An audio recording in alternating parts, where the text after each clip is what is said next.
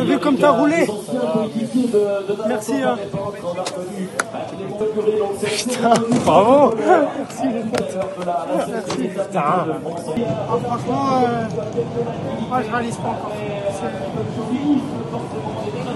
incroyable. En plus, vraiment ce matin, je pensais qu'il n'y avait aucune chance pour l'échapper, donc j'ai vraiment regardé de loin la bagarre pour l'échapper sans vraiment penser être dedans et encore moins à jouer la victoire. Et voilà, après, un gros groupe est parti et j'ai réussi à me glisser dedans un peu, pas par hasard, mais ouais, en suivant une vague, je me suis retrouvé devant et j'ai tout de suite senti que les jambes étaient vraiment super bien et c'est pour ça que toute l'équipe qui était dans l'échappée s'est mise au travail pour moi. Et dans la dernière montée, c'était difficile tout le long, je n'arrivais pas à lâcher Benili. Et à 3 km, je me suis dit, je connais ces dernières rampes ici après le dernier virage qui est vraiment très raide et je sais que je peux gagner sur cette rampe-là et j'ai attendu l'arrivée.